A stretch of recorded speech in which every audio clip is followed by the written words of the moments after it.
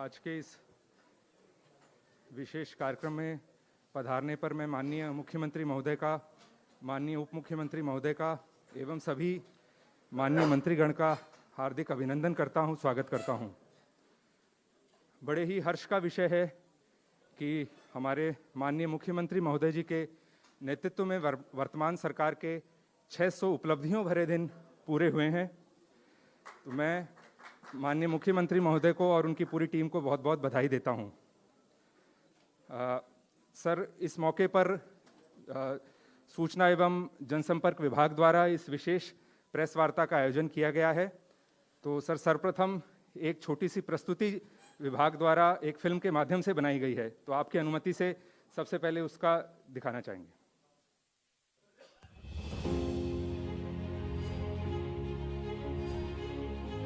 अपने लक्ष्यों से आगे बढ़कर पाया।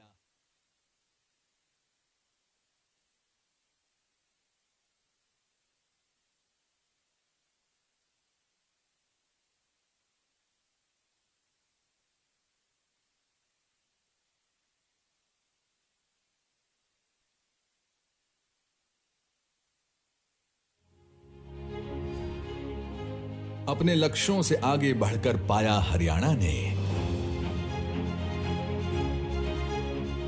जो नहीं हुआ था कभी उसे कर दिखलाया हरियाणा ने।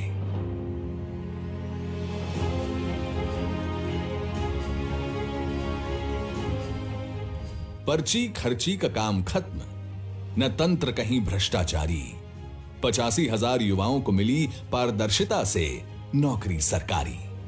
फसल खरीद का सरल तरीका अपनाया हरियाणा ने, जो नहीं हुआ था कभी उसे कर दिखलाया हरियाणा ने। भुगतान 72 घंटे में होता है फसलों का तुरंत भुगतान। देरी होने पर किसान को मिलता है 9% ब्याज। सींच इसी मिट्टी से सोना उपजाया हरियाणा ने, जो नहीं हुआ था कभी उसे कर दिखलाया हरियाणा ने। पीएम किसान सम्मान निधि से किसानों की बढ़ गई साख। बिजली बिल में भारी राहत, जुड़े नए कनेक्शन 2.5 लाख। मेरा पानी मेरी विरासत अपनाया हरियाणा ने, जो नहीं हुआ था कभी उसे कर दिखलाया हरियाणा ने। अंत्योदय का दृढ़ विचार भी हम सब तक पहुंचाएंगे। सुख से वंचित परिवारों को मुख्य धारा में लाएंगे। घर घर नल से पीने का जल पहुंचाया हरियाणा ने, जो नहीं हुआ था कभी उसे कर दिखलाया हरियाणा ने। मुफ्त किताबें, पासपोर्ट, सस्ती शिक्षा से सुखी छात्र, नए अस्पताल, मेडिकल कॉलेज में ठीक हुए रोगी सुपात्र। कोविड संकट में भी विकास न रुकवाया हरियाणा ने, जो नहीं हुआ था कभी उसे कर दिखलाया हरियाणा ने। जरूरतमंदों तक राशन व बिजली के मुद्दे पर मिली जीत। हर एक खेत तक पानी पहुंचा, हरियाणा बना विकास का गीत। पंचायत व शहरी निकाय के अधिकारों में वृद्धि हुई है। अंतर जिला परिषद बनाया, विकास बढ़ा, समृद्धि हुई है। शिलान्यास व उद्घाटन का दौर चलाया हरियाणा ने, जो नहीं हुआ था कभी उसे कर दिखलाया हरियाणा ने। मंत्र मनोहर सेवा व्रत का गाया है हरियाणा ने, जो नहीं हुआ था कभी उसे कर दिखलाया हरियाणा ने। 600 दिन निरंतर काम, हरियाणा सरकार की ये पहचान। धन्यवाद का हार आपको पहनाया हरियाणा ने, जो नहीं हुआ था कभी उसे कर दिखलाया हरियाणा ने, उसे कर दिखलाया हरियाणा ने।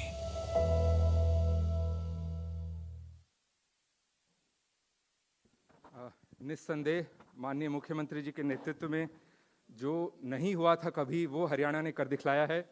माननीय महोदय, एक विभाग की तरफ से छोटा सा हमने प्रयास किया है, मानो गागर में सागर को भरने का प्रयास किया है। तो जो भी सरकार की उपलब्धियां रही हैं 600 दिन में, जो नई नीतियां रही हैं, उनको एक पुस्तिका में हमने संकलित किया है। तो तो माननीय मुख्यमंत्री महोदय से एवं सभी माननीय मंत्रीगणों से मैं अनुरोध करूंगा कि अपने कर कमलों से इस पुस्तिका को समर्पित करें।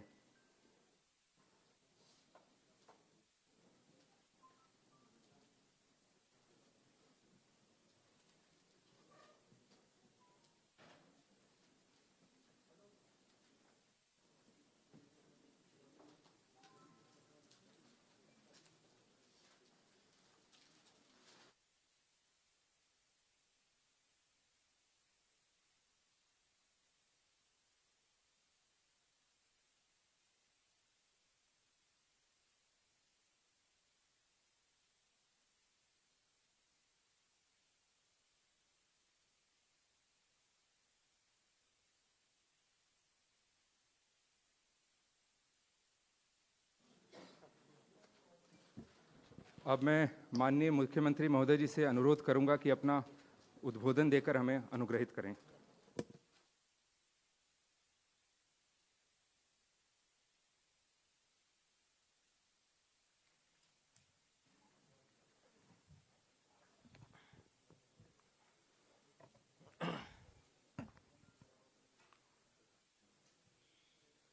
मित्रों,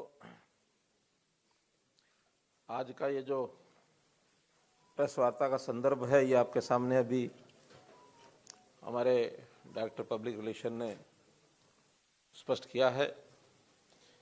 आज मैं अपने पूरे मंत्रिमंडल के साथ आपके साथ कुछ बातें शेयर कर रहा हूं कि हमारी ये जो दूसरी टर्म है, इसके आज ठीक 600 दिन पूरे हो गए हैं।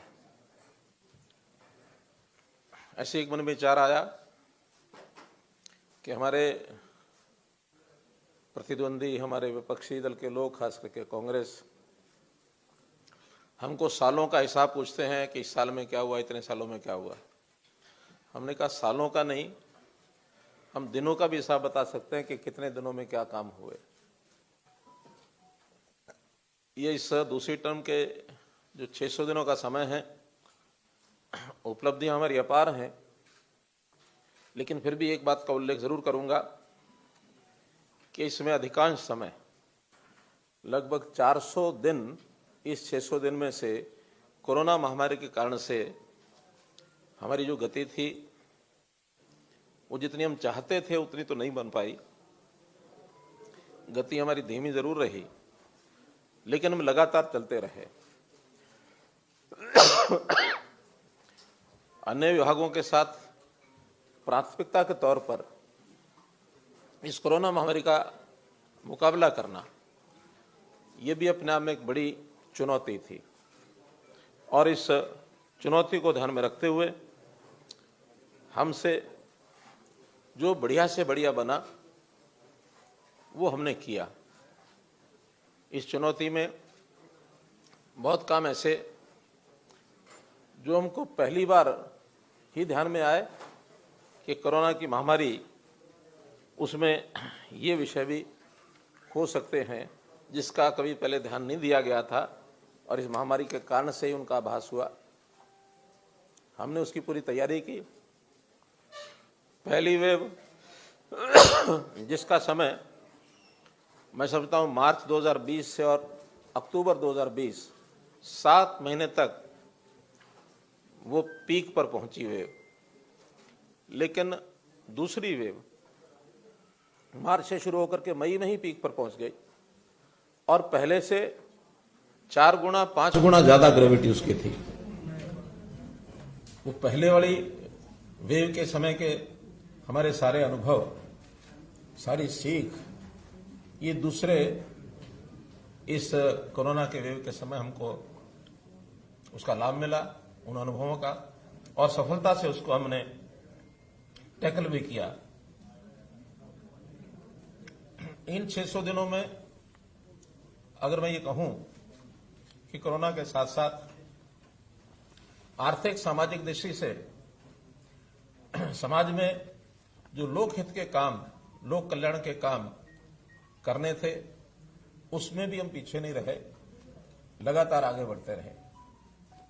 अपने को ध्यान में है कि कुछ काम तो हमने जो आज तक नहीं हुए थे, और वो हमने किए हैं, करके दिखाए हैं।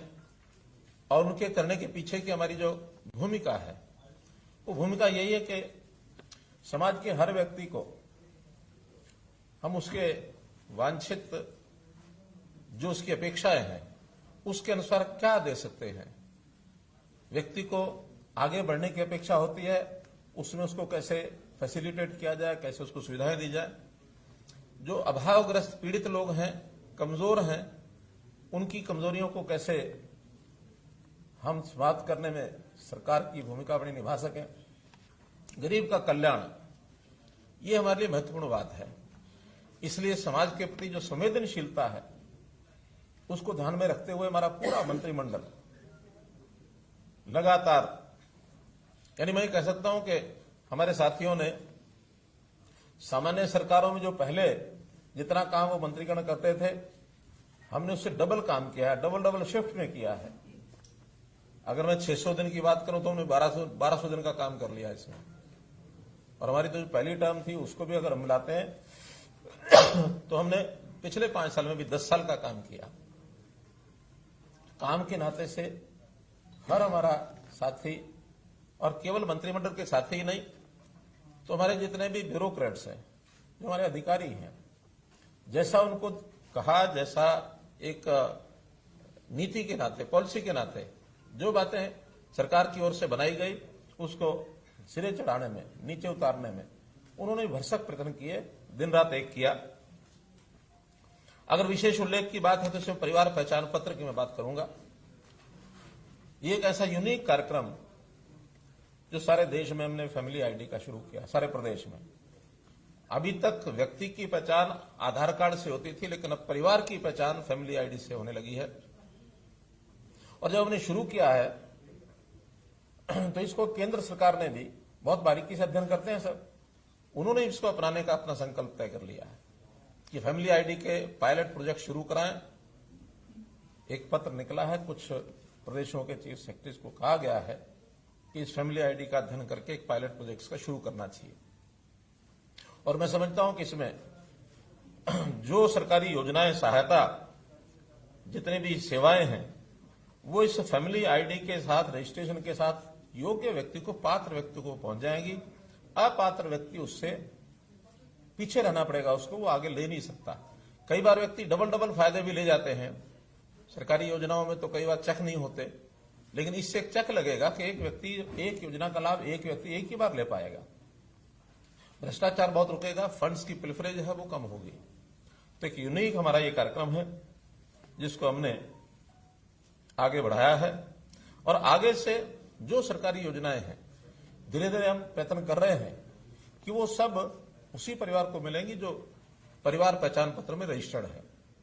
बहुत लोग ऐसे भी कहते हैं कि हमको सरकारी योजनाओं की कोई आवश्यकता नहीं है, हमारे अपने संपन्न परिवार होने के नाते से सारी स्कीमें अपने आप हम अपना काम चला सकते हैं। और इसमें मैंडेटरी नहीं है परिवार पहचान पत्र, हमने छूट दी है, जिसको बनवाना बनवाएगा, जिसको नहीं बनवाना नहीं बनवाएगा।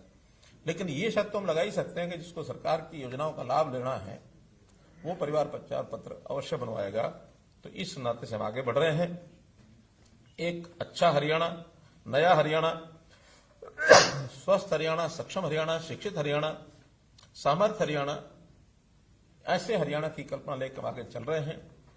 और हर व्यक्ति को शिक्षा मिले, उसके स्वास्थ्य की चिंता हो, उसको सुरक्षा मिले, उसको रोजगार मिले, स्वावलंबी हो, और उसका स्वाभिमान ये भी सुरक्षित रहे।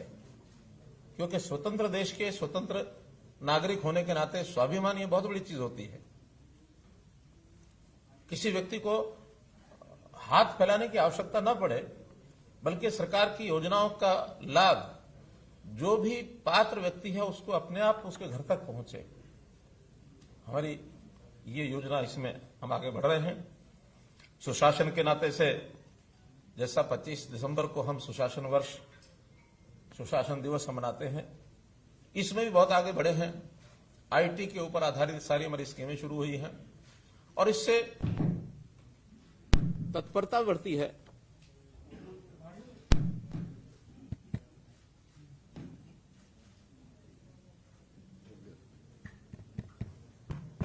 हो गया। इससे तत्परता बढ़ती है, काम में तेजी आती है और कहीं ना कहीं भ्रष्टाचार के ऊपर भी लगाम लगती है। तो ऐसे हमारे सुशासन के कामों के लिए भी हम लोग आगे बढ़े हैं। चुनौती में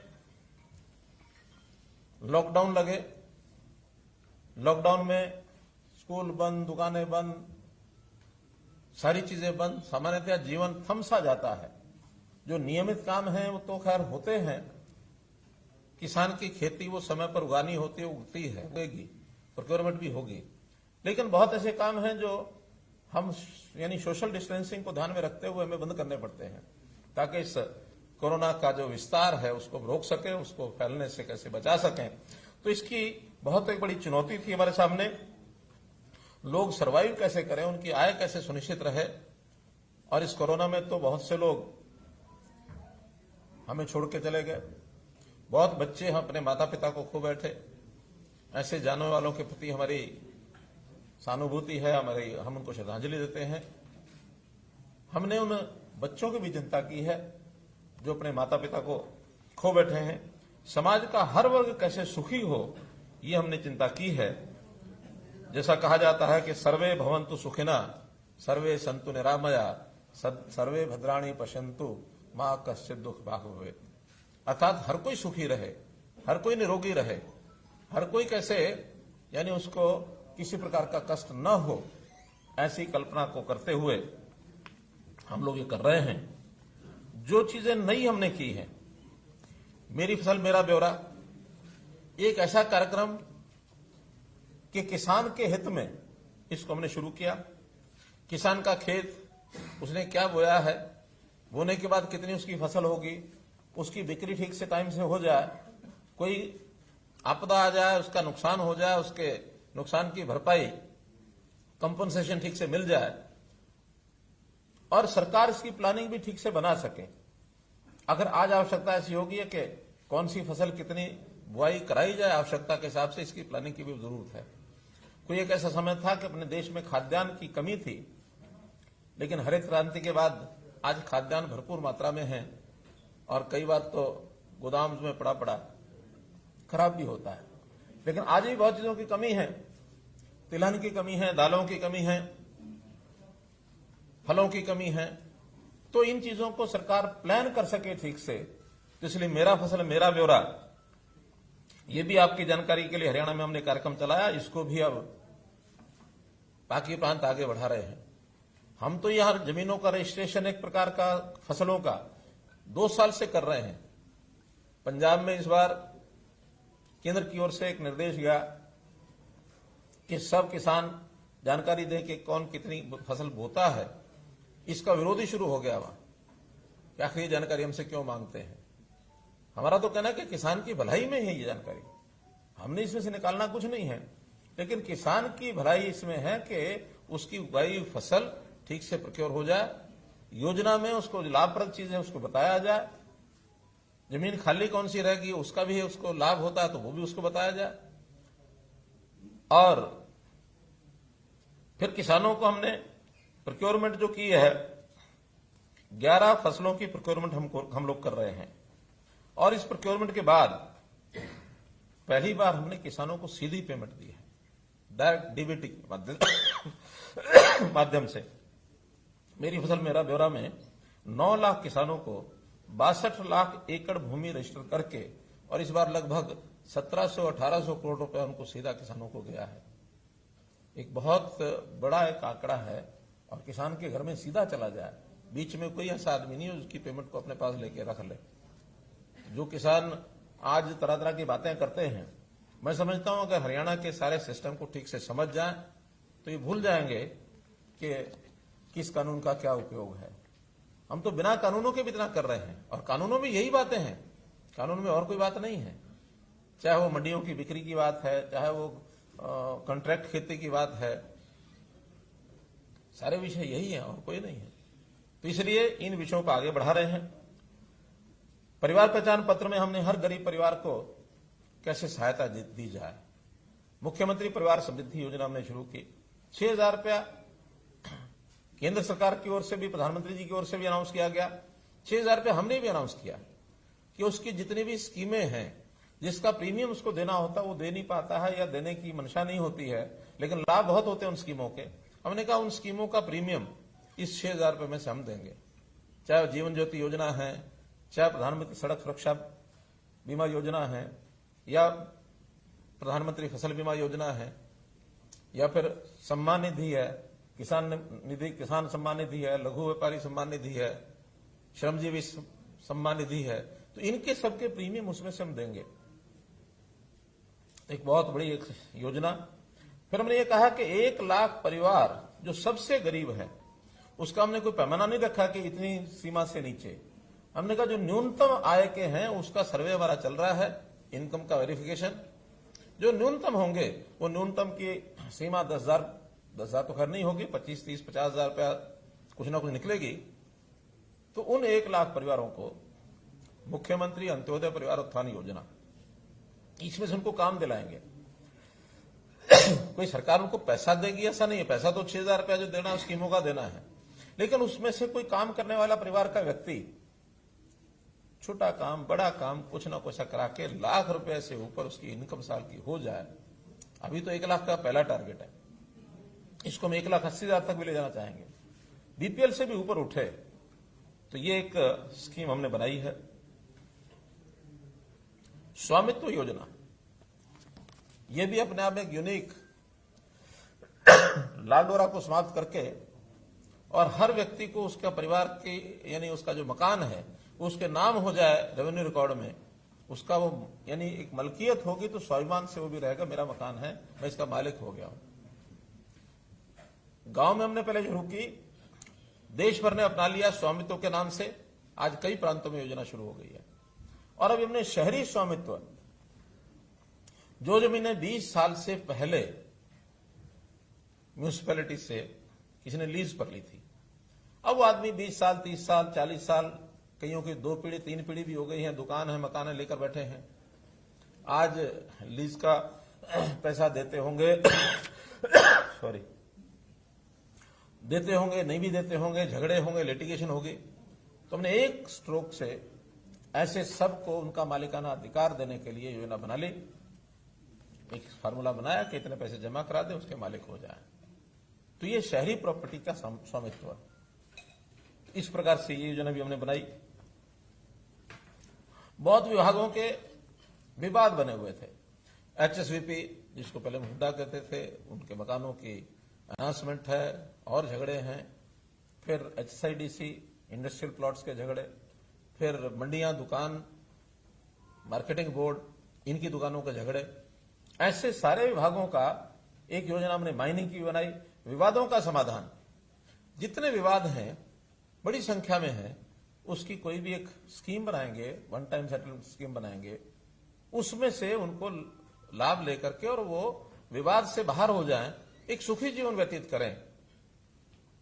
ईज ऑफ लिविंग, अर्थात किसी व्यक्ति को अपने काम से मतलब है, काम के अलावा किसी और चक्कर में नहीं फंसा हुआ। आज तो यह कि हर व्यक्ति कोर्ट कचहरी के चक्कर में है, सरकार के दफ्तरों के चक्कर काटता है। ऐसे व्यक्तियों को उनकी समस्या के हिसाब से उनको निदान मिले, समाधान मिले, इसके लिए हमने विवादों का समाधान ऐसे स्कीम चलाई। कुछ नई प्रशासनिक इकाइयां, नए डिपार्टमेंट, ये भी हमने खड़े किए। जैसे प्रशासनिक इकाइयों में अभी तक हमारा शहरी डेवलपमेंट अथॉरिटी केवल गुरुग्राम की थी, वो भी हमने ही पिछले टर्म में बनाई थी। इस बार फरीदाबाद एफएमडीए बनाया और अभी पंचकुला पीएमडीए हमने बनाया। आगे भी बड़े शहरों की ऐसी हमारी योजनाएं हैं, लेकिन ऐसी सारी हम योजनाएं बना रहे हैं। पंचकुला का एक समेकित विकास इसकी योजना बनी है और वो धीरे धीरे स्वरूप बना ले रही है। हम सोचते हैं कि पंचकुला को भी मोहाली के बराबर इस शहर को लेकर के आए, ताकि मोहाली हमारे से आगे है, मानने में हमें कोई आपत्ति नहीं है। हमने गुरुग्राम पर जोर लगाया, पंजाब ने मोहाली पर जोर लगाया, लेकिन अब गुरुग्राम और मोहाली हम एक साइड में छोड़ता हूं, उसके आगे पंचकुला को आगे बढ़ाएंगे तो उस कंपटीशन में भी हम आगे कैसे बढ़ पाए। 4 नए विभाग बनाए हमने। Citizen resource information data department, creed, जो ये हमारा जो फैमिली आईडी का सारा विषय चल रहा है, ये क्रिड के अंतर्गत ही चल रहा है, और आगे जितने भी वेरिफिकेशन होंगे वो सब क्रिड के अंतर्गत ही होंगे। फॉरेन कोऑपरेशन डिपार्टमेंट, पहली बात, फॉरेन का डिपार्टमेंट कभी केंद्र सरकार ने बनाया नहीं था। उन्होंने कहा नहीं, फॉरेन में भी स्टेट्स को सीधा डील करना चाहिए, इंपोर्ट एक्सपोर्ट है, या हमारे यहां के लोग रोजगार के लिए विदेश जाते हैं उनको तैयार करना, उनको सुविधाएं देना, फॉरेन डेलीगेशन आते हैं उनसे बातचीत करके इन्वेस्टर्स को इनवाइट करना, या हरियाणा से कोई बाहर जाकर काम करना चाहे उसको फैसिलिटेट करना, तो फॉरेन कोऑपरेशन डिपार्टमेंट उन्होंने बनाया।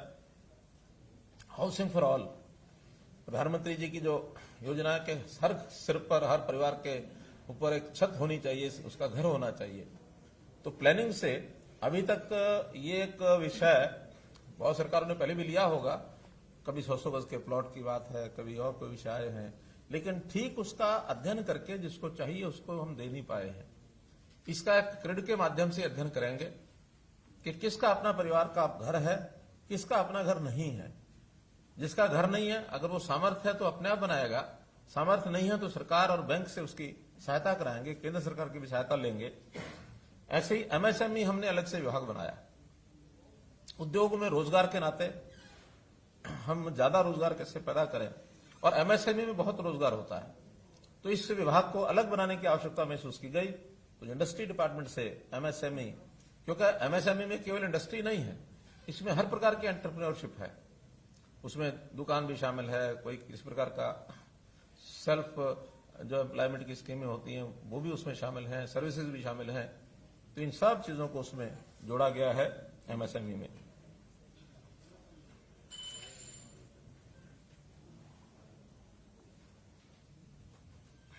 पानी, हमने पानी की गंभीरता को समझा और पानी कैसे बचाया जाए, क्योंकि हमारे यहां पानी का स्रोत जो है बहुत लिमिटेड है। हमारा जो अधिकार है सॉइल का, उस नाते से हमारा जो पड़ोसी प्रदेश है वो उसमें उलझा के रखा हुआ है, सुप्रीम कोर्ट में विषय है, कब सुलझेगा कब नहीं सुलझेगा। हम लगे हैं कि लगातार उस सुलझाने की ओर आगे बढ़ रहे हैं, और हमने उसमें सुप्रीम कोर्ट में निर्णय भी करवाया है। अब तो केवल एग्जीक्यूशन का है कि एग्जीक्यूशन केंद्र सरकार करे या कोई और एजेंसी करे, वो उस और आगे बढ़ रहे हैं। लेकिन फिर भी जो पानी हमारा उपलब्ध है, हम उसका मैनेजमेंट क्यों नहीं ठीक करें। तो हमने उसकी द्विवार्षीय जल प्रबंधन योजना ये बनाई है कि इन 2 वर्षों में, हालांकि इस पर जितना काम कोविड के दिनों में हम पर्याप्त नहीं कर पाए, तो इन 2 वर्षों में फिर भी पर्याप्त, चाहे वो इरिगेशन डिपार्टमेंट की योजनाएं हैं, चाहे पब्लिक हेल्थ इंजीनियरिंग की योजनाएं हैं, ऐसे सबके माध्यम से एग्रीकल्चर की उसमें योजनाएं हैं, पानी को कैसे बचाया जाए। योजना हमने शुरू की, किसान धान को कम बोए, मेरा पानी मेरी विरासत, 7,000 रुपये प्रति एकड़ देने का यह काम किया हमने। विश्व बैंक ने भी इसको सराहा है कि ऐसी एक योजना जिसमें से पानी बचता है। 94,000 एकड़ लैंड पर पिछली बार पानी कम बोया गया, यानी धान कम बोया गया। इस बार 2 लाख एकड़ का हमने टारगेट रखा है। छोड़ दो,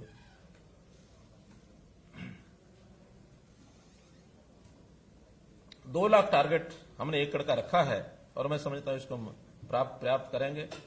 पानी का ट्रीटमेंट, ट्रीटेड वाटर, और उसको रीयूज करना, क्योंकि पीने के लिए तो पोर्टेबल वाटर हमें ताजा नहरी चाहिए, लेकिन बाकी सब चीजों के लिए ट्रीटेड वाटर को रीयूज करने की स्कीम हमारी बन सकती है।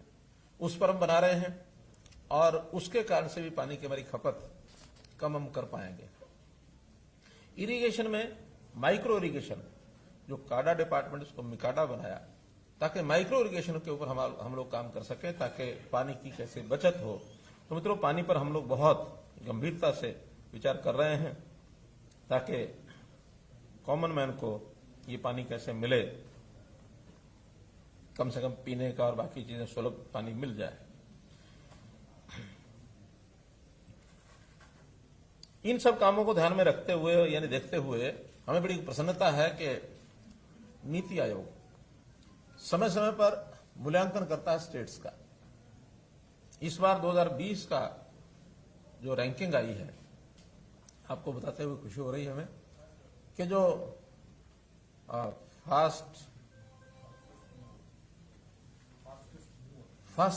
फास्टेस्ट मूवर, जो जिनकी गति काफी तेज गति से बढ़ रही है, ऐसे प्रदेशों में, बड़े प्रदेशों में हरियाणा इज नंबर 1। बाकी प्रदेशों के आंकड़े 2019 से कोई 2 अंक, कोई 3 अंक, कोई 5 अंक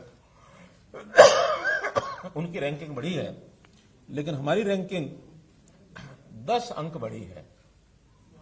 बड़ी स्टेट्स में सर्वाधिक है, केवल छोटी स्टेट्स में मिजोरम हमारे से आगे है, जो 12 अंक लेकर के छोटी स्टेट्स में प्रथम रहा है।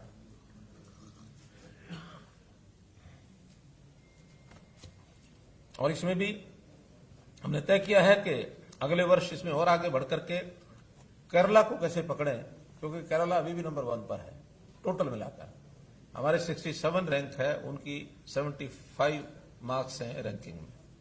अभी भी हम 8 अंक पीछे हैं। जैसे इस बार वो 5 बढ़े, हम 10 बढ़े हैं, 5 हमने कवर किए हैं। कोशिश करेंगे अगली बार उनसे हम पकड़ते हुए 8 अंक और उनके बराबर बढ़ जाएं। अगर वो 2-4 बढ़ते हैं तो हम 12-13 बढ़ जाएं, ताकि उनको पकड़ सकें।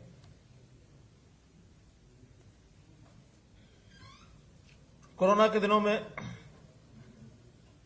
कुछ चीजें और भी हमको, जैसे एक चुनौती के साथ कुछ अवसर आते हैं, तो शिक्षा विभाग को भी ऑनलाइन करने का हमको अवसर मिला है। यानी एक प्रकार से देखा जाए तो विद्यालय जो अब घरों में पहुंच गए हैं। जो विद्यालय में बच्चे आते थे, अब वो विद्यालय के ही अध्यापक ऑनलाइन टीचिंग करते हैं, पढ़ाते हैं। और इसके अंदर हमने अब विद्यार्थियों को लैपटॉप, यानी क्या टैबलेट्स देने का निर्णय लिया है। 9वीं से लेकर 8वीं से लेकर के 12वीं तक के विद्यार्थियों को टैबलेट्स दिए जाएं, ताकि उसमें ऑनलाइन भी पढ़ाई कर सकें, और जो यूट्यूब से भी करते हैं वो भी कर सकें, और कुछ अपलोडेड ऐसे जो लेसन्स हैं उसको मॉड्यूल के रूप में उसको पढ़ाई कर सकें। हमने आंगनवाड़ी और आशा वर्कर्स, मोबाइल दोनों को दिए ना, आंगनवाड़ी और आशा वर्कर्स दोनों को मोबाइल दिए हैं, ताकि फील्ड का जो डाटा है, अभी उनको कुछ को दे दिया, कुछ के भी चल रहे हैं, लेकिन दोनों को यानी मोबाइल देने की हमारी योजना है, ताकि फील्ड में जो उनसे डाटा लिया जाता है वो एप्स के माध्यम से और आसानी से डाटा दे सकें। तो इन दोनों को उस प्रकार का ये लाभ दिया जाएगा। शिक्षा को और वैल्यूएबल बनाने के लिए और इसको मजबूत करने के लिए, शिक्षा, देखिए प्राथमिक शिक्षा में हम थोड़ा अपने आप को कमजोर मान के चलते थे, लेकिन इस वर्ष में जो योजना हमने बनाई है उसमें चाहे संस्कृति मॉडल स्कूल की बात हो, प्राइवेट स्कूलों का मुकाबला करने के लिए संस्कृत मॉडल स्कूल जो है वो कम्पीट कर रहे हैं। इनकी डिमांड आने लग गई है गांवों से भी, शहरों से भी। हमने इसके साथ play way schools, primary school में प्ले वे स्कूल्स की रचना भी की है। छोटे बच्चों के लिए क्रैच, इसकी खोलने की योजना बनाई है, ताकि अगर बचपन अगर मजबूत है तो ये मान के चलेंगे नागरिक अपने आप मजबूत होगा। तो इसलिए शिक्षा को मजबूत करने का भी काम हमने किया है। हायर एजुकेशन में विद्यार्थियों को लोन में बड़ी कठिनाई आती थी, इसको सुलभ किया है। अब हायर एजुकेशन का लोन वो गवर्नमेंट गारंटी पर मिलेगा, जितना जिसकी आवश्यकता पूरा मिलेगा। और साथ ही हमने एक फंड, एक गारंटी स्कीम बनाई है, क्रेडिट गारंटी स्कीम, कि अगर कोई बैंक लोन देता है और उसका वो वापस नहीं हो पाता, तो हमारी जो क्रेडिट गारंटी स्कीम है उसमें से उस बैंक को वापस दिया जाएगा। वापस देने की जिम्मेदारी तो उस विद्यार्थी की है जो लेता है और बाद में नौकरी के बाद वापस करेगा, लेकिन किन्हीं कारणों से वापस नहीं हो पाता तो बैंक को सुरक्षित करने के लिए हमने अपनी जो क्रेडिट गारंटी स्कीम बनाई है उसमें से वो पैसा उनको वापस मिलेगा। स्किल डेवलपमेंट यूनिवर्सिटी बनाई, पढ़ाई के साथ साथ स्किलिंग, इसको थोड़ा मजबूत करके और कैसे नौजवान को नौकरी मिले उस ओर आगे बढ़े, तो स्किलिंग का भी बहुत बड़ा लाभ हमको मिल रहा है। बहुत से इंडस्ट्रियल हाउसेज के साथ हमने एमओयूज किए, तो उस एमओयूज के माध्यम से और वो लोग स्किलिंग करके वहां प्लेसमेंट भी हो रही है। प्राइवेट उद्योग में जो नौकरी है उसके लिए एक बड़ा हमने काम किया और वो है 75% reservation in private jobs Haryana state की। थोड़ा इसमें उद्योगपतियों का थोड़ा सा जिसको कहना चाहिए कि विरोध शुरू में था, लेकिन अब धीरे धीरे वो इस लाइन पर आ गए हैं कि इस काम को हम करेंगे। उनकी ओर से अपेक्षा है कि हमें स्किल्ड यानी एक प्रकार से जो फॉर्मल स्किलिंग है, सॉफ्ट स्किलिंग है, इस प्रकार की जितनी आवश्यकता है उतनी करा कर देंगे तो वो नौकरी में रखने के लिए कोई उनको कठिनाई नहीं है, दिक्कत नहीं है, वो देंगे। तो इसको एकदम फाइनल करने के लिए उसके रूल्स हैं वो बनाए जा रहे हैं और ये बहुत जल्दी इसको हम पूरा कर देंगे। इस प्रकार जितने भी डिपार्टमेंट्स हैं उनके विकास के काम एक एक करके हम, कुछ काम तो ऐसे हैं जो पहली बार हमने किए हैं और कुछ रूटीन के जो काम हैं हमारे जो विकास के हैं, जो उपलब्धियां हैं, वो सब काम चालू हैं। कोरोना के दिनों में भले हम प्रत्यक्ष जाकर के कई बार प्रत्यक्ष जाकर के भी उद्घाटन शिलान्यास करते हैं, उसको करने में हमें कठिनाई आई।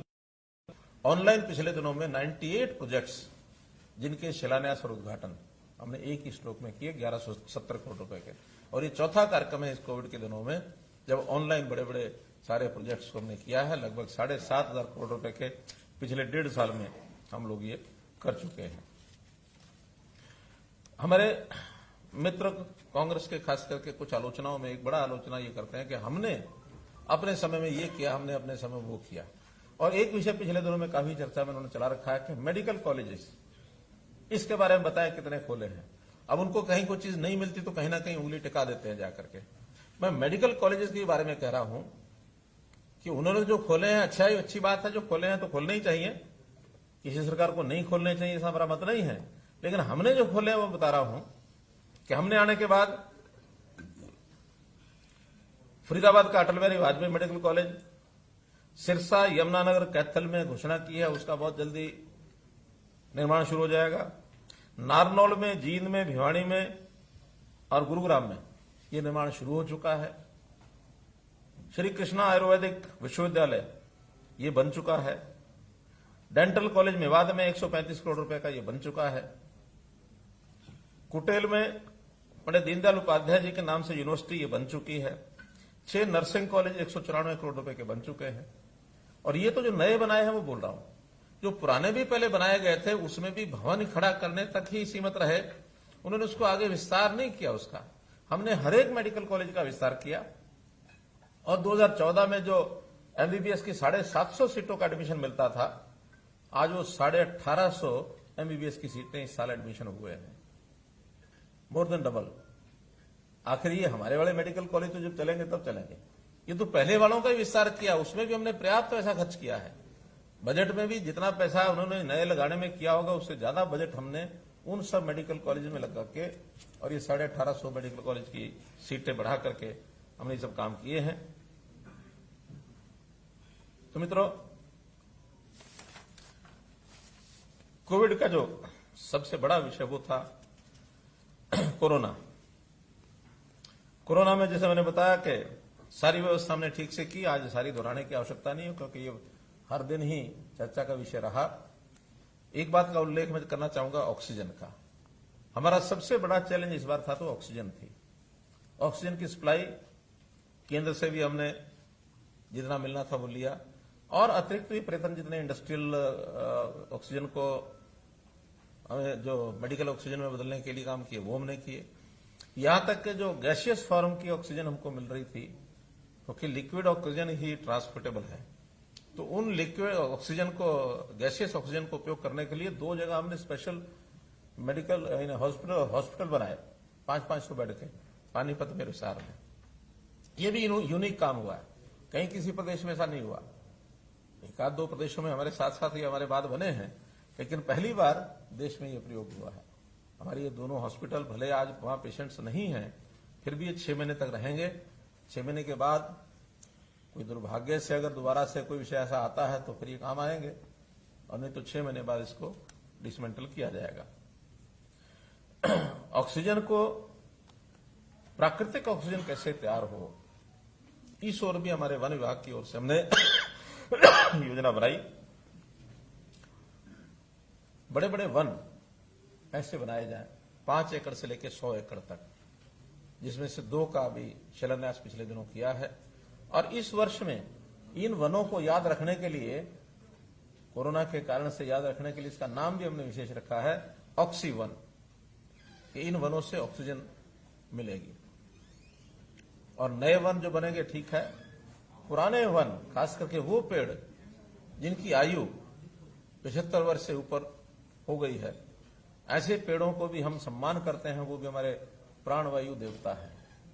तो इस प्राणवायु देवता के नाते उनकी भी हमने 2500 रुपये साल की पेंशन लगा दी है कि जो उन पेड़ों की देखभाल अब करेगा, वो व्यक्ति हो, परिवार हो, संस्था हो, गांव की पंचायत हो, शहर नगर पालिका हो, जो भी कोई इसकी चिंता करेगा, उसको 2500 रुपये साल का रख रखाव के लिए, उसके सम्मान के लिए उनको ये दिया जाएगा, ये मिलेगा। कुल मिलाकर कोरोना के इस कारण से हमने अपनी स्वास्थ्य सेवाएं, स्वास्थ्य की जितनी योजनाएं हैं, उनको भी मजबूत किया है। डिस्ट्रिक्ट हॉस्पिटल के साथ साथ CHCs, PHCs, उनमें भी इंफ्रास्ट्रक्चर बढ़े, डॉक्टर्स और बढ़े। इसके लिए डॉक्टर्स की भर्ती, पैरामेडिक्स की भर्ती, नर्सेज की भर्ती, ये भी जरूर हम आगे बढ़ाएंगे, करेंगे। जितने भी हमारे यहाँ पढ़ लिख करके आएंगे उनको भी पढ़ाएंगे, जो बाहर से भी आएंगे उनको भी मिलेंगे, तो इसको प्राथमिकता पर इनकी भर्ती हम करेंगे।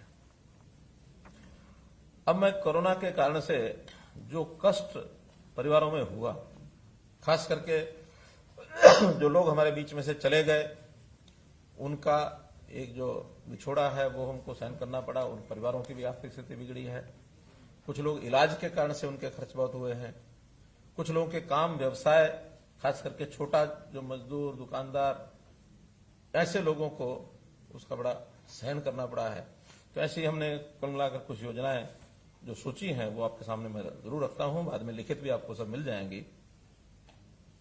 सबसे पहले तो जिन के माता पिता कोरोना में छिन गए, उनके लिए हमने नगद राशि, बैंक अकाउंट में राशि, और यहां तक 23 साल का कोई अनाथ हो जाता है तो उनको 10 लाख रुपए की नगद राशि भी मिलेगी। जो लोग छोड़ के चले गए और BPL परिवारों से थे, ऐसे 18 से 50 साल तक की आयु के जितने लोग गए हैं, उनके लिए 2 लाख रुपए की एक एक्स ग्रेशिया राशि, ये भी हमने शुरुआत की है। आज कुछ करने वाले हैं ना उसको, हाँ, उसको अभी आज हम कुछ एक संख्या जो है, अब जितने भी आज ऑनलाइन हो पाएंगे आज करेंगे, लेकिन आज से उसको शुरू कर दिया गया है कि जितने ऐसे लोग हमें छोड़कर चले गए हैं वो अप्लाई भी करेंगे ऑनलाइन, और हम डाटा जो हमारे पास हेल्थ डिपार्टमेंट में उसमें से भी निकाल सकेंगे। तो ऐसे गरीब परिवारों को, 18 से 50 वालों को 2 लाख रुपए नगद राशि ये भी उनको दी जाएगी BPL के लिए। ऐसे ही जो होम आइसोलेशन में BPL परिवार के जो सदस्य बीमार हुए कोविड से, उनको भी हमने 5000 रुपया ये हर व्यक्ति को दिया है। वो भी आज उसको भी हम लॉन्च कर देंगे। लगभग अभी ये 10,000 के आसपास ये संख्या हमारे पास आ गई है। बाकी जैसे जैसे इनमें से अप्लाई करेंगे लोग, वैसा वैसा इनको और आगे बढ़ा देंगे। अस्पताल में जो भर्ती हुए थे, ऐसे प्रति व्यक्ति 35,000 रुपए की राशि, 35,000 नहीं, ये तो हमने बाद में पूरी राशि कर दी है कि जितना उनका खर्च आएगा BPL का, वो सारा खर्च हम देंगे। तो इसको भी हम शुरू करने जा रहे हैं।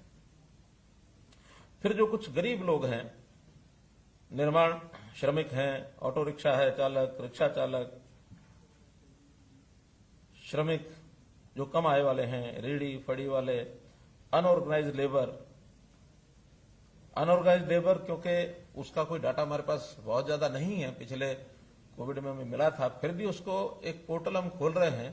18 जून से उसके ऊपर रजिस्टर करना शुरू करेंगे, ताकि जो लोग हमारे परिवार पहचान पत्र में आ गए होंगे और ऐसे अनऑर्गेनाइज्ड लेबर है, उनको सबको मिलाकर, तो ऐसे लगभग ये 12 लाख लोग हैं, परिवार हैं। तो ऐसे 12 लाख परिवारों को हम एक मुश्त 5,000 रुपया सबको दे रहे हैं, जो ये कुल मिलाकर 600 करोड़ रुपए की लागत का एक पैकेज ये आज हम घोषणा कर रहे हैं। हर एक परिवार को 5,000 रुपया एक मुश्त। अब वो उसका इनकम कम हुई या कहीं खर्चा ज्यादा हुआ, वो मेडिकल हेल्प इससे अलावा है, जो हेल्थ सर्विसेज के पहले है वो अलावा है। उसके अलावा ये जो काम व्यवसाय छोटे काम करने वाले, ये जो भी कैटेगरीज मैंने बताई हैं, इसके अलावा हेल्थ डिपार्टमेंट की कैटेगरीज हैं ASHA workers, NHM national health mission और शहरी स्वास्थ्य मिशन। ये भी लगभग 22,000 संख्या है। इस 22,000 संख्या भी, क्योंकि इन्होंने काम बहुत किया, मेहनत बहुत की है, हालांकि इनको अपने व्यवसाय के नाते, अपनी तनख्वाह के नाते से मिलता भी होगा, तो भी जो कि एक चैलेंज इनके लिए था, ये हमारे कोरोना वॉरियर्स जैसे हम कह सकते हैं, उस प्रकार की श्रेणी में हैं। तो इनको भी 5,000 रुपया प्रति परिवार, प्रति व्यक्ति बल्कि रादर, ये इनको दिया जाएगा, जो 11 करोड़ रुपए की ये राशि है। छोटे दुकानदार, ये भी जो बीपीएल परिवार हैं, 3 लाख की संख्या लगभग इनकी है, ये मेरे पास रजिस्टर्ड हैं। तो ऐसे 3 लाख बीपीएल छोटे दुकानदार, इनको भी 5,000 रुपया प्रति परिवार, तो 150 करोड़ रुपया ये भी हमारा इसके अंदर लगेगा। उनको भी एक राशि एक मुश्त दी जाती है। पावर डिपार्टमेंट ने कुछ घोषणा की है कि जो बिल हैं,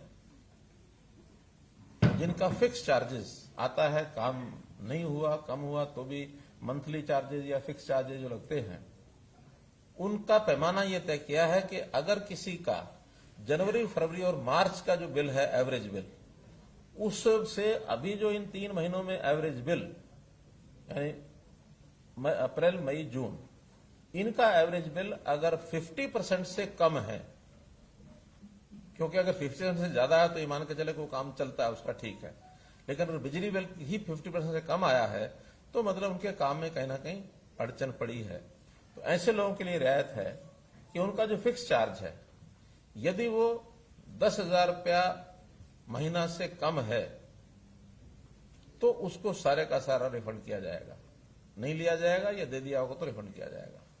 अगर 10,000 से कम है, 10,000 से या समझो 10,001 से 40,000 रुपए तक अगर फिक्स चार्ज है तो उनको 10,000 रुपए एक मुश्त ये रिबेट मिलेगा, और 40,000 से ऊपर अगर है तो 25% उसका रिबेट मिलेगा। 3 कैटेगरी हो गई। 10,000 तक है तो पूरा माफ, 10,001 से 40,000 है तो 10,000 फिक्स, और 40,000 से ऊपर है तो 25%, अर्थात 40,000 भी है तो भी 25% में 10,000 हो जाता है, 44,000 है तो 11 हो जाएगा, 60 है तो 15 हो जाएगा। तो ऐसा करके एक पावर डिपार्टमेंट ने ये पिछली बार भी एक राहत दी थी, इस बार भी ये राहत उनको दी जा रही है। और साथ में ही 30 जून तक कोई इनके ऊपर अधिभार नहीं लगेगा, ब्याज नहीं लगेगा। मानो लेट पेमेंट हुई है तो उसको 30 जून तक नहीं लगेगा, 30 जून के बाद जरूर उस पर ब्याज या जो अधिभार है वो लगेगा। संपत्ति कर, हमारे यूएलबी की स्कीम है कि जो ये 21-22 का पहला क्वार्टर है, अर्थात अप्रैल में जून, इसका संपत्ति कर ये पूरे का पूरा माफ कर दिया जाएगा। लगभग 150 करोड़ रुपए का ये खर्च जो है ये आएगा। ऐसे ही गुड्स ट्रांसपोर्ट, जो उन पर नहीं, non goods transport, goods transport पर तो राहत नहीं है, लेकिन नॉन गुड्स ट्रांसपोर्ट जो माल नहीं ढोते हैं, सवारियां ढोते हैं, ऐसे मोटर व्हीकल्स को पहले क्वार्टर का जो मोटर व्हीकल टैक्स है वो नहीं देना पड़ेगा। यानी ये जो पहला क्वार्टर अप्रैल में जून, इसका भी 72 करोड़ रुपए का डिपार्टमेंट के ऊपर बोझ पड़ेगा। इनकी जो फिटनेस डेट है जो पहले खत्म हो गई थी उसको भी 30 जून तक बढ़ा दिया गया है, ताकि ये 30 जून के बाद अपनी फिटनेस ये करा सकते हैं। राशन का हमको पता है कि दीपावली तक केंद्र सरकार ने और ये तय किया है कि हर गरीब परिवार को दीपावली तक राशन मुफ्त मिलेगा, उसका कोई पैसा उनसे नहीं लिया जाएगा। एक कल ही हमारे डिप्टी सीएम ने कुछ इंडस्ट्री के लोगों से बातचीत की तो उन्होंने ट्रैक्टर्स को जो क्या बोलते हैं ट्रैक्टर को, ई ट्रैक्टर, इलेक्ट्रिक व्हीकल के नाते से वो डीजल से नहीं चलेंगे, बल्कि ई ट्रैक्टर इस नाते से उनका एक प्रावधान निकला है। तो ई ट्रैक्टर को प्रोत्साहन देने के लिए हम लोगों ने यह तय किया है कि इसका आज 600 दिन हुए हैं, तो 600 पहले ट्रैक्टर्स उनको अप्लाई करना होगा। एक तिथि निश्चित, तिथि तो नहीं की कोई निश्चित, 2 महीने 3 महीने कुछ करते हैं, 3 महीने, यानी अभी हम जून में हैं, तो जुलाई अगस्त सितंबर, 30 सितंबर तक जो लोग ट्रैक्टर बुक कराएंगे, खरीदना चाहेंगे, उनको ई ट्रैक्टर पर 25% का लाभ मिलेगा। और अगर वो संख्या 600 से ऊपर हो जाती है, क्योंकि अप्लाई करेंगे पहले, तो फिर बाय लॉट 600 लोगों को यह लाभ मिलेगा। 600 से कम रह जाते हैं तो सबको मिलेगा।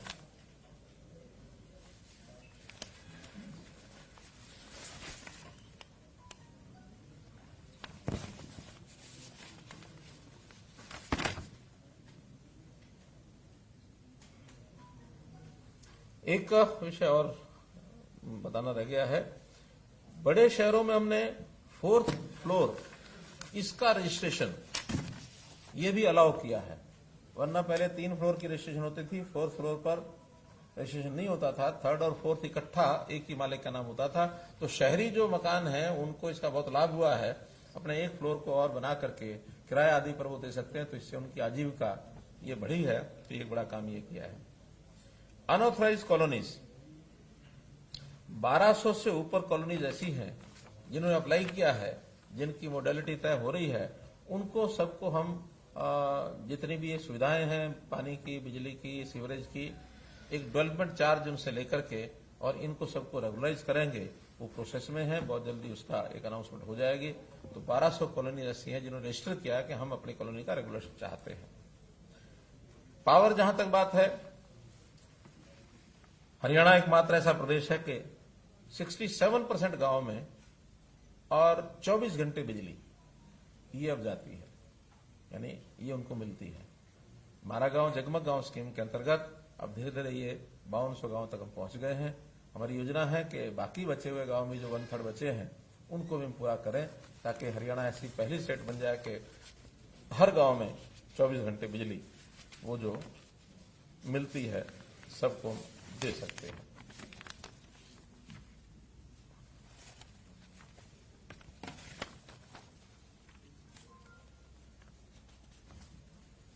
मित्रों, अब मैं थोड़ी बात किसान आंदोलन की करता हूं। देखिए, हमने किसान आंदोलन के बारे में पहले भी कई बार बताया, मैं फिर बता रहा हूं और आपके माध्यम से फिर आज 600 दिन पूरे होने पर मैं अपील भी करता हूं कि इन 3 कानूनों का कोई दुष्प्रभाव ऐसा नहीं है जिस प्रकार का प्रचारित किया जा रहा है। पीछे हमारे जो फार्मर्स थे, प्रोग्रेसिव फार्मर्स, उस दिन भी मैंने कहा था कि हम इनका उपयोग करना शुरू करें, एक बार इसको लागू होने दें। लागू होने के बाद कोई भी उसका दुष्प्रभाव होगा तो आखिर किसान भी इस देश के हैं, सरकारें भी इस देश की हैं, लागू करने वाले भी यहीं के लोग हैं। सब मिलकर के इसके ऊपर फिर विचार करेंगे कि हम लोग इस पर काम करने के लिए तैयार हैं। हम किसानों की सब सुविधाएं वो आज भी दे रहे हैं, आगे भी देते रहेंगे, कहीं इसमें कमी नहीं है। हाँ, लेकिन कुछ प्राथमिकताएं जो तय की हैं उसके अनुसार किसानों को भी सहयोग करना चाहिए। खास करके जो एक विषय में भी 2 विषय रादर बताने जा रहा हूं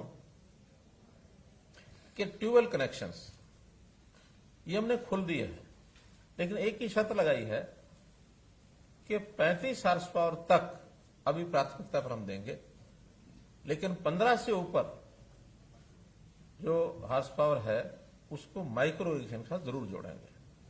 अगर माइक्रो इरिगेशन का हमने प्रावधान नहीं किया यहां, जो कि पैसा सारा सरकार दे रही है, 85% सरकार दे रही है, तो इसका मतलब हम पानी के प्रति हमारा प्रेम नहीं है। पानी का संकट इतना ज्यादा है कि अगर हमने इसको ध्यान नहीं किया तो हमारी अगली पीढ़ियां पानी के बिना ही चिल्लाएंगी। एक बहुत बड़ा संकट आगे खड़ा होगा। तो हमारा ये दृढ़ निश्चय है कि पानी को जरूर बचाएंगे। सरकार यानी किसान की फसल को कम नहीं होने देंगे। माइक्रो इरिगेशन पर भी फसल कम नहीं होती है, उसका एक सिस्टम बनाना पड़ता है, और जो सिस्टम बनाएगा उसको हम पावर कनेक्शन देते चले जाएंगे। ये जो आ रहा है कि इस बेल्ट में बंद कर दिए, उस बेल्ट में कनेक्शन बंद कर दिए, सब गलत है। 35 से ऊपर भी, जब ये 35 वाले सारे कंप्लीट हो जाएंगे, उसके बाद ऊपर के वो भी माइक्रो इरिगेशन के साथ उसको खोलेंगे। 100 मीटर से नीचे अगर पानी चला गया तो अनिवार्य रूप से ही माइक्रो इरिगेशन जरूरी है। 100 फुट से अगर नीचे चला गया तो अनिवार्य माइक्रो इरिगेशन है। 100 फुट से ऊपर है तो थोड़ी रिलैक्सेशन अगर छोटी मोटर है तो दी जा सकती है। तो इसलिए बिल्कुल स्पष्ट एक संकेत हम देना चाहते हैं, हमारी नीति है कि पानी बचाएंगे तो अगली पीढ़ियों को सुख पाएंगे वो। इसलिए इस पर 100 फुट से नीचे माइक्रो इरिगेशन की सब्सिडी तो वाकई में भी है। 85% सब्सिडी सब जगह है, 100 से नीचे नहीं, बाकी जगह भी है। क्यों? हमारे हैं सब जगह है, सब जगह है, कोई 100 से नीचे नहीं, सब जगह ही है वो। और एक दूसरा विषय, इस बार हमने बाजरे की खरीद की। एक बहुत अच्छा संदेश उसका गया कि हम हरियाणा में बाजरा खरीद रहे हैं और सबका खरीद रहे हैं। संयोग से 7 लाख मीट्रिक टन से ऊपर हमारी खरीद हुई। लेकिन उसमें एक पहलू ऐसा जिसको मैं दुर्भाग्यपूर्ण कहूंगा कि राजस्थान खरीदता नहीं है, और राजस्थान का किसान भी, क्योंकि रेट का अंतर बहुत है, रेट का अंतर यानी उस समय सीजन के दिनों में भी 400-500 रुपया होता है, बाद में तो हमको बहुत सस्ता बेचना पड़ा। लेकिन 400-500 रुपए के लालच में राजस्थान का किसान हमारे यहां बेच के जाता है। और दूसरा, कुछ लोग बाहर से सस्ता ला करके, व्यापारी भी किसान के नाम से बेच जाता है, हमें नुकसान उठाना पड़ता है। और ये जो नुकसान होता है ये अल्टीमेटली तो हरियाणा के किसान का नुकसान है, क्योंकि वही पैसा जो बचेगा वो किसान के खाते में कहीं और देंगे हम। बहुत सी योजनाएं हमारे पास किसानों की हैं। इस बार 700-800 करोड़ रुपए से ऊपर नुकसान इसका गया है हमारा, जो हमने दोबारा से बेचा है उसको, क्योंकि अपनी खपत बहुत कम है। बहुत मुश्किल से 1.5 से 2 लाख मीट्रिक टन हरियाणा की बाजरे की खपत है जो पीडीएस में हम देते हैं, बाकी सब बेचना पड़ता है। इस बार हमने बाजरे के लिए भी कहा है कि उसकी खेती भी कम करो, और कम करने के लिए एक योजना जिसे मेरा पानी मेरी विरासत योजना बनाई थी हमने 7,000 प्रति एकड़ की, बाजरे की हम योजना दे रहे हैं। क्योंकि बाजरे में पानी वाला विषय नहीं है, बल्कि पानी तो बाजरे में कम लगता है, लेकिन बाजरे की खपत तो उतनी नहीं है जितनी उपलब्ध होती है। इसलिए उसकी जगह दालें लगाएं, मूंग लगाएं, उड़द लगाएं, अरहर लगाएं, कपास बोएं। तो ये चीजें अगर करेंगे तो उनको 4,000 रुपया प्रति एकड़, जिन्होंने पिछली बार बाजरा बोया था और इस बार दाल पर तिलहन पर शिफ्ट हो गए, उनको 4,000 रुपया प्रति एकड़ उनको अनुदान मिलेगा। और जो बाजरा भी बोएंगे उसको भी इस बार हम भावांतर भरपाई योजना से ही खरीदेंगे, ताकि राजस्थान का आदमी ना आ सके, ताकि जिसने स्टोर कर लिया है वो दोबारा से मंडी में ना बेच सके। क्योंकि स्टोर करने वाले आज भी स्टोर कर गए हमारे यहां सस्ता खरीद के, कि अब जब मंडी खुलेगी तो हम सरकार को 250 फिर बेच देंगे। तो वो रोटेशन चलता रहेगा। उस रोटेशन को बंद करने के लिए केवल किसान जिसने बोया है उसी को भावांतर भरपाई योजना का पैसा मिलेगा। तो ये एक किसानों के हित में, खास करके हमारे जो बाजरा ग्रोइंग फार्मर्स हैं उनके हित में ये बात मैंने बताई है कि बाजरा छोड़ दें तो 4,000 रुपया लें, बाजरा बोएं तो इस बार प्रोक्योरमेंट की बजाय उनको भावांतर भरपाई योजना का पैसा मिलेगा।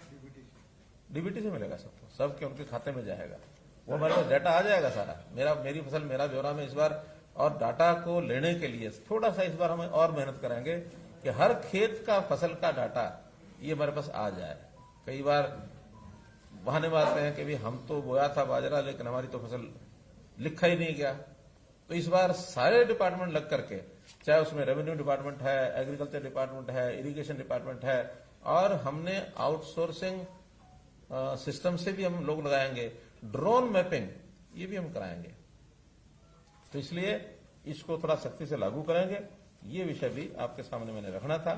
ड्रोन की बात आ गई। एक विषय और जो मेरे उसमें लिखा नहीं था लेकिन मुझे याद आ गया इसलिए बता रहा हूं।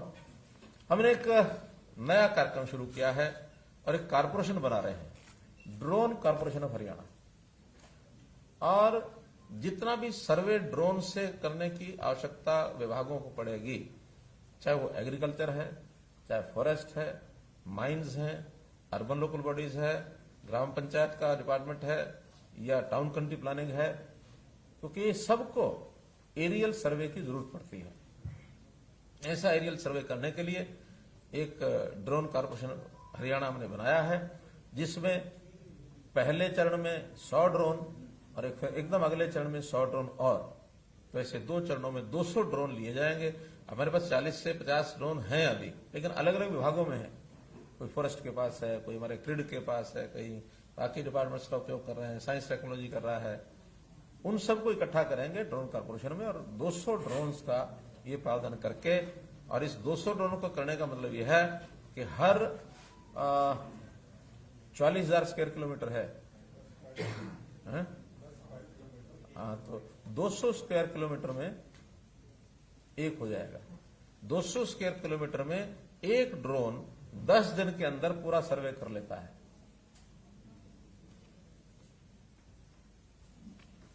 तो ऐसा ये बड़ा महत्वाकांक्षी हमारा कार्यक्रम है, जिससे बहुत प्रकार की समस्याएं हमारी खत्म होंगी। मित्रों, में अंत में इतना ही है कि आज का विषय आपके सामने रखा कि इन 600 दिनों में हमने क्या किया। पिछले 5 साल की कहानी तो चूंकि कई बार बताई जा चुकी है, सुनाई जा चुकी है, लेकिन अब हर 100 दिन के बाद हम आपके पास आएंगे, 700 दिन पर भी आएंगे, 800 दिन पर भी आएंगे, ताकि जो सालों का हिसाब चाहते हैं उनको दिनों का हिसाब दे सकें और जनता को बता सकें। उनको और हिसाब देना दे, हम इतनी चिंता नहीं है। हम तो जनता के साथ जुड़े हुए लोग हैं कि जनता की अपेक्षा, जनता की जो आवश्यकता, उसको पूरा करने के लिए हम आगे बढ़ेंगे। सबका साथ सबका विकास, इसको आधार मान करके हम जो आगे बढ़ना चाहते हैं। ये जो इस बार कोरोना का जो एक काल था, हम आशा अपेक्षा करते हैं कि इससे हम बाहर निकलें, क्योंकि कोरोना को हमने जाना भी है, जिया भी है, लोगों की जानें भी बचाई हैं, लेकिन फिर से ना आए, ये भी अपेक्षा करते हैं। बहुत बहुत धन्यवाद।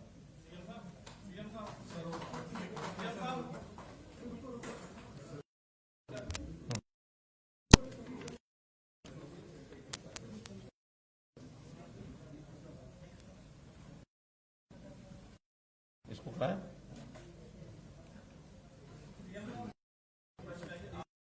अभी रुको, अरे अभी बाकी है।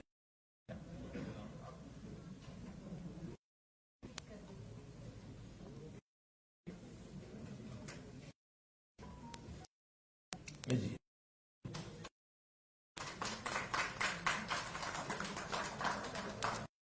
इतने लोगों को आज जो चल रहा है, इनको सीधी पेमेंट ये जा रही है।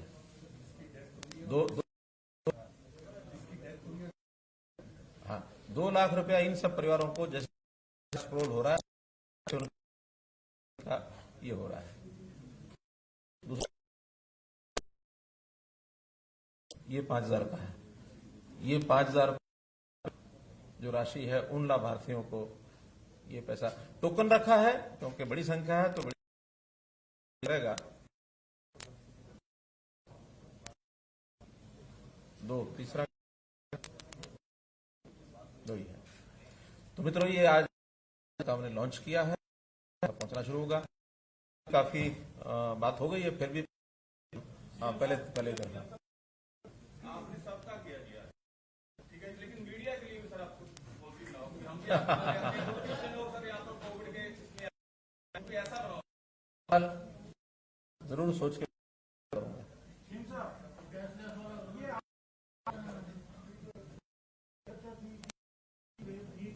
आएगी क्या, क्योंकि आपने कहा कि निपट पिछली वेव की आशंकाएं जो थी अब खत्म है? नहीं, देखिए, हमने कर ली है। हम कभी भी लापरवाही नहीं बरतेंगे, लेकिन जैसे मैं एक वाक्य प्रयोग किया करता हूं, hope for the best and be prepared for the worst also. तो हम तीसरी वेव आए या जो अभी ब्लैक फंगस का विषय है, किसी प्रकार की कोई भी कठिनाई आएगी, उसमें हमारा हेल्थ डिपार्टमेंट, एजुकेशन डिपार्टमेंट, बाकी संबंधित जितने विभाग हैं, सब लोगों ने अपनी अपनी तैयारी कर रखी है। और मैंने तो कहा कि अपेक्षा हमारी है कि ना आए, इसमें से हम सुरक्षित बाहर निकल जाए। आएगी तो हम तैयार हैं। एक मिनट, हाँ। 6 महीने में डिसमेंटल हो जाएंगे। 6 महीने तक तो आखिर 6 महीने तक तो हम प्रतीक्षा करेंगे ही ना।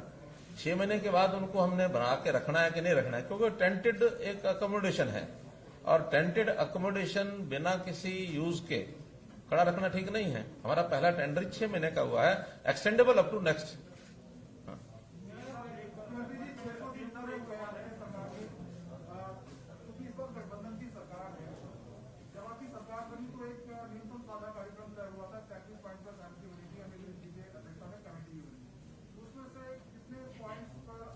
ऐसा एक होता है न्यूनतम साझा कार्यक्रम, एक होता है अधिकतम साझा कार्यक्रम।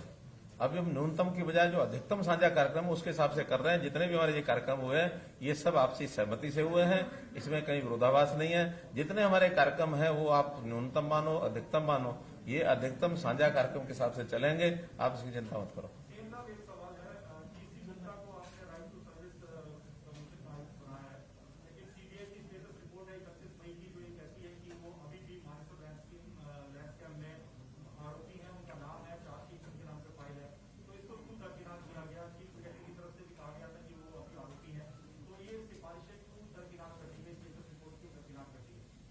देखिए एसीएस जो होता है ना वो इस पद से भी बड़ा काम है।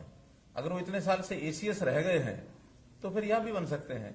जो स्टेटस उनका एसीएस के नाते था वो आज भी है, जो स्टेटस रिपोर्ट्स का उस समय था वो आज भी है।